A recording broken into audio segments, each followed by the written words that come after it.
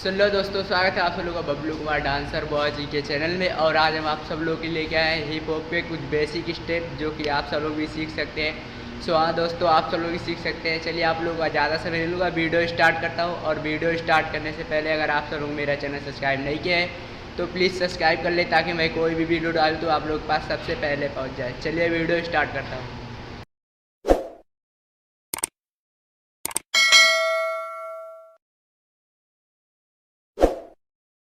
पहला 1 2 3 4 5 6 7 8 1 2 3 4 5 6 7 8 1 and 2 3 and 4 5 6 7 8।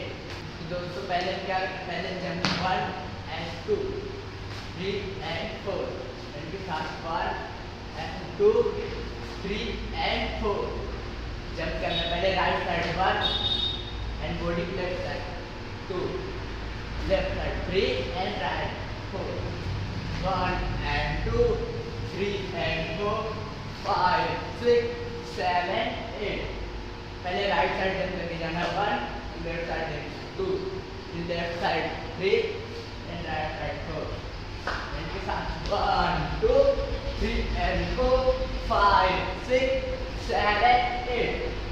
दूसरा step है 1 and 2, बैक किक मार के 1 and 2, मतलब 1 and 2 किक मार 1 2। पहले राइट साइड फिर लेफ्ट को राइट करेंगे 1 and 2 एंड जैसे किया जाता है 1 and 2 3 4 5 6 7 8। पहले right side kick left and right 1 and 2 3 4 5 6 7 and 8।